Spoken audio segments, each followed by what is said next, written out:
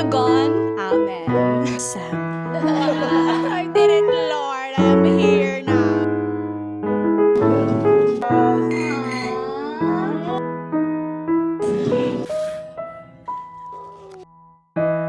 Cute lang.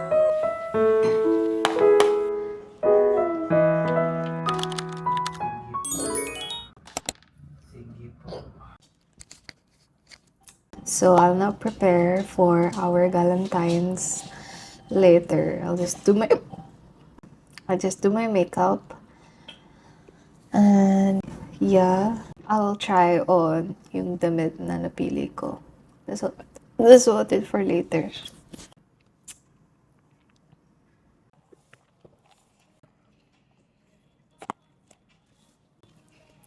Okay, so I'll just get back to you guys kapag tapos na yung makeup ko. So,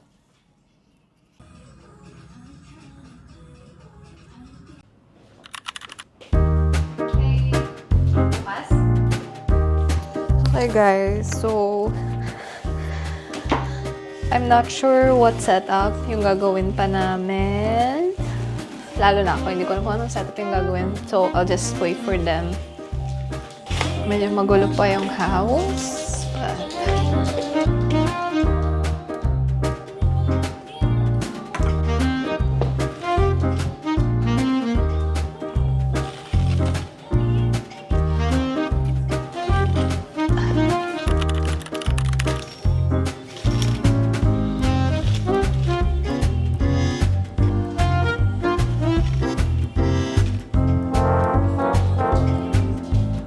So, I still don't know. I can't decide what to wear. I don't know if I'll wear pink. And this. Itong dalawa, gusto pa sila. So, kailangan ko pa silang i-iron. While this one, na-iron na. So, this is like blue. While this one's pink. So, I don't know which one. Which one should I wear? Okay, so this is my option 2. The option 1 is the blue dress that I showed you a while ago. Hindi ko na napakita sa inyo yung blue dress kasi I don't think I'll wear that. But here is the option 2. It's a pastel purple top. This is what it looks like at the back. And this skirt. Okay, so this is the option 3. And I think this is what I'll wear for today's Galentine's. Yeah. Okay. So I'll just wait for them. It's 4:27 and our call time is 5 p.m. So let's see who's gonna come first. Update guys. I have to look for a cake para sa Galentine's namin, and kung walang cake, edi iba na lang. Like, I look for something na very cutesy. For some cute stuffs or like cute gift or like basta something that is cute for Galentine's for my friends like that. Now we can share with. Yeah, dito lang ako sa baba ng condo titingin. So, I won't take you with me na. I'll leave you and Molly here. So just stay here, okay? And I'll get back to you. Hey guys, so medyo kakarating ko lang dito sa condo ulit. I just bought an advent calendar. This is from Aura Chocolate. Actually, dalawa yung pinagpipilian ko kanina. Yung isa, it's like peppermint, something chocolate. This and the other one na pinagpilian ko kanina were really meant for holidays. That's why it's also 50% off. This one from like 1819. Ano na lang siya, 900. While the other one is from 14, naging 700 na lang siya. So, actually, yung una yung nakita ko kanina, yung peppermint something chocolate na yun. Kasi, it looks pang Valentine's din. Meron siyang may pinkish tonish, pinkish tonish. Parang siyang pang Valentine's. So, okay na siguro yun. And then, I saw this, which is also 50% off, na very worth it din, I think. Kasi, this has different kinds of chocolates ng Auro. Para we can play some games mamaya. As you can see, meron siyang mga iba't ibang kinds ng chocolates. Para may thrill. Like, iba-iba siya. I also bought ube chocolate. And I also like this. Guys, I really recommend you the Auro chocolate. Kasi ang sarap talaga. I will always recommend you the Auro chocolate. Kasi perfect din siya pang gift. Kaya, parang every time na may something na event or like whatever na pwede mong ibigay for someone, yung una ko palaging naiisip is Auro chocolate. Ayun lang, it's a bit pricey pero super worth it kasi guys, ang sarap talaga ng Auro chocolate. You should try. Yung drinks nila, plus yung mga mixture nila ng flavors. Pang locals talaga, may calamansi chocolate, calamansi flavor, while this one nga is ube coco. Sarap na ito guys, so you should try it next time. And it's time check. It's 5:57 and wala pa rin sila. And ang usapan is 5 p.m. Like, hello? Where are you guys? I just update you guys when they're here na. Okay. I brought the karaoke and Update guys, they're here! Finally! time check, time check, ano na? 6:26, pero See? call time 4 o'clock. Ano na? Fairness, Riza, kitang set up mo. Actually, Riza, Kasi itong Coke, Riza.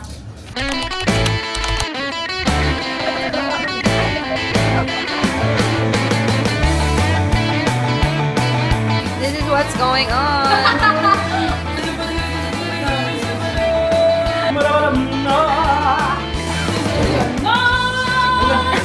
Let's see what we have there. There.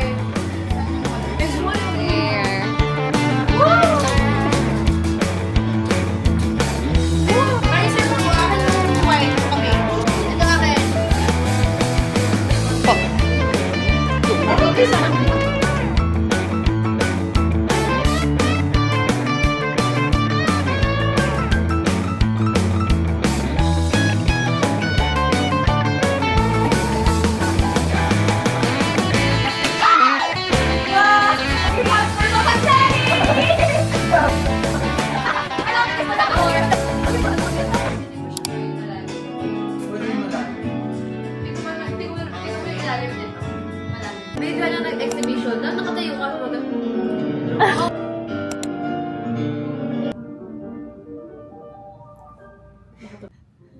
tapos mag-melt yung glass, naging sa...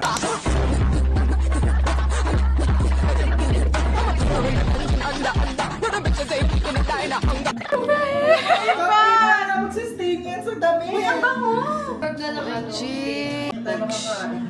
Tingin natin dyan. Eat! Let's eat, guys. Wash hands first.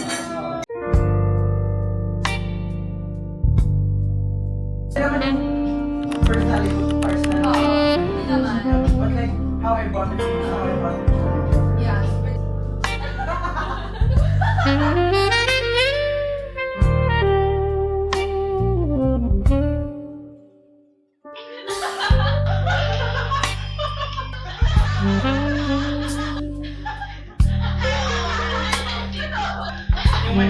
You're very welcome. Ayun ba? Wow! That's what I like about you. Ano siya?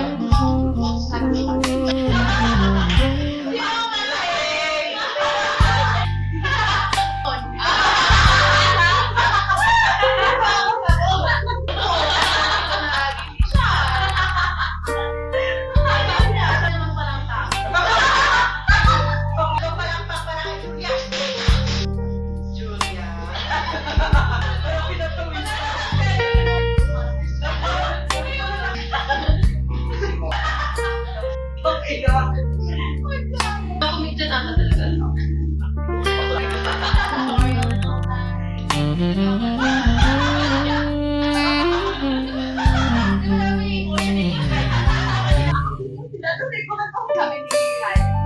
Oh, si Hira.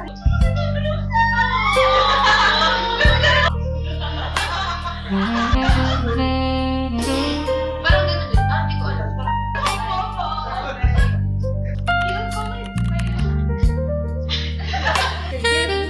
Paper of all the members. Pero, ngunit, Ngunit natapwat. tayo pinagtagpo ng Diyos. Achievements last year, did the things I did not know I can. Like scuba diving. Nag-scuba First time talaga, oo, sa Bohol. And then ate seafood I actually liked for the first time in forever. Kasi di talaga ako kumakain ng seafood. Tapos first time yung parang King crab. Hindi siya king crab. Hipon siya. King in... Basta hipon yun eh. King, oo, malaking hipon siya. Swahe. Siguro, di ko alam eh. Tapos pinaka-hate ko pa yung hipon. Yun lang yung pinaka-like ko sa ano pa sa Bohol. Hipon talaga Tapos yun. wala siyang smell. I hate yung ano. Ayaw mo yung malansa. Oo. Found a real friendship. Parang ito na nga lang to. Wait lang. Kala ko din personal. Ay, ganun ba? Eh. And then lastly, I accepted the Sponti freelance work as an interior designer from a stranger, which is a Grab driver. Oh my God, nakwento mo yun sa akin. Okay, may kwento yan. Kasi 20 minutes lang. Sige. Maya. Okay, goals this year, be physically active, do sports, dance, etc. Wala pa ako nasisimulan. And then do things I love and focus on self. Start influencing. And make more money, of course. Ayun. Isa lang to, yung achievement lang siya. So, feeling ko, yung achievement na na-overcame ko last year is yung fear of talking in front of many people. Like, kahit nung first term natin sa PSID or kahit sa dati ko pang school, lagi talaga akong takot na magsalita because I feel like laging mali yung sinasabi ko or pagtatawanan ako. Yung ganun. So, parang now, kaya ko na magsalita sa harapan ng maraming tao. Hindi dahil kaya ko, pero dahil mas confident na ako sa kung sino ako now. Wow. Okay. For my goal, this 2026 is to be more masipag, not just in school, but also in life. Kasi gusto ko na rin magka-work and to earn money. Okay, my first achievement is I learned how to be more social. Kasi, di ba last year, parang yung first term sa EPD, parang medyo ano-ano pa ako. But then, nung nag-January na, medyo nag-open up na ako. Kasi dati sa USTD talaga ako confident in front of other people. So, ayun, mas naging social ako. Nanibago ako, but, ayun, panibagong buhay. Tapos, I was able to save for a phone and my nose! Feeling ko dati di ko talaga magagawa yun, pero nagawa ko. Nakapag second year din. At lastly, nagka-jowa! Ay! Goals ko this year is to be able to have a nice work-life balance and as well as to be able to have a successful fuzzy wire flower business. Yes, para naman magkapera. Okay, for mine, feel ko yung greatest achievement ko last year is being at peace with my solitude. Yung being mag-isa. Kasi for the past years, gusto ko lagi akong may kasama. Pero ngayon, gusto ko na mag-isa ako. And I like it. Kasi noon, nalulungkot ako pag mag-isa ako. And I don't like sitting with my thoughts. Pero ngayon, I like my thoughts. Ay, ganon. And then second is being closer to God. Yeah, being closer to God. Lagi ko na siya kinakausap. And I let Him lead. To God. Yeah, and to God. Amen. Parang feel ko na-change nun yung life ko in some way to like surrender everything I want. And dun ko natutunan na not everything you want will go your way. And then third is being firm with my priorities. I'm so happy na lately I'm learning to say no and like, voicing what I feel and not feeling sorry for it. Yay! Okay, so yun yung achievement ko. And then for my goals, one, to not lose sight of my priorities. Kasi being firm with my priorities, so now I hope hindi ko makalimutan yung mga priorities ko. Second, to openly accept love in all its forms. And then third, to be wise with my spending. yun lang. For me, my achievement last year was to finish the SAM. I did it, Lord. I am here now. Also, I survived the year, which is no suicides, because I'm actually a suicidal person. That's why I have this tattoo to remind myself na hindi lalagpas lang to. Like, it's just a phase in life. Which is, wow. Kasi last year, hindi ko siya laging naiisip. My goals for this year is to land a job. Yes. With good pay and stable income to provide the life that I want for myself. Kasi parang ang luxurious ng life na gusto ko, tas wala akong pera. So mahirap siyang i-achieve. Finish the SEM again. Makagraduate na tayo. And to be more productive and creative. Kasi minsan tinatamad ako sa parang, okay na yan, bala na yan, basta may mapas. Pero ngayon, I want to push myself. You can do better, be better. Yes. True. Oh my God, guys! Guys, ang kanyang manifestan.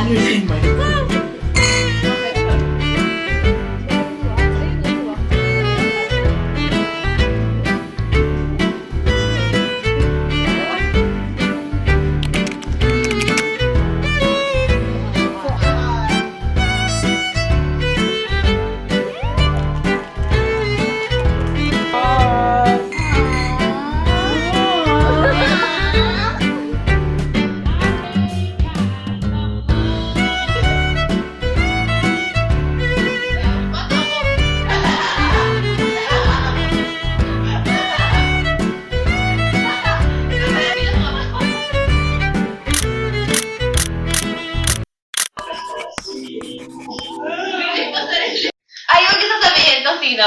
Tapos mamaya, huhulaan natin kung sino yung sabihin. Malamang kung maikli yung buhok ako. Paano yan? Hindi pagtitinginan tayo.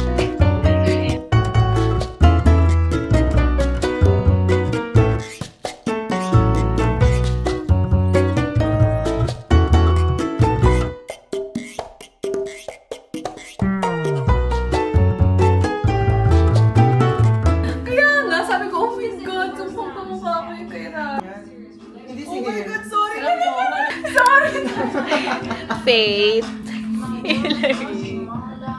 Sa akin ba to, Faith? Ay, hindi. Sa akin kay Juliana.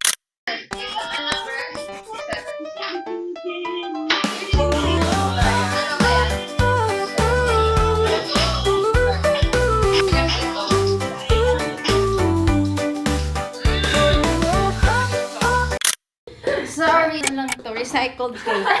Happy birthday. Oh my God! Wala pa. Here. Dali! Happy birthday to you. Happy birthday to you. May 12 na ba? Yes. Oh my God!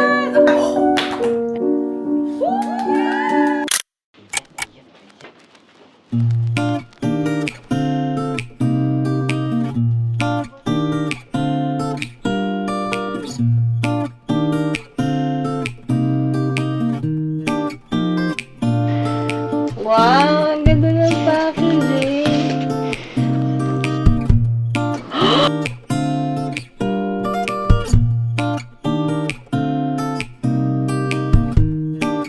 Today's verse, Romans 12:10. Be devoted to one another and love. Honor one another above yourself. Happy Valentine's, y'all! Ang cute. It looks so cute, guys.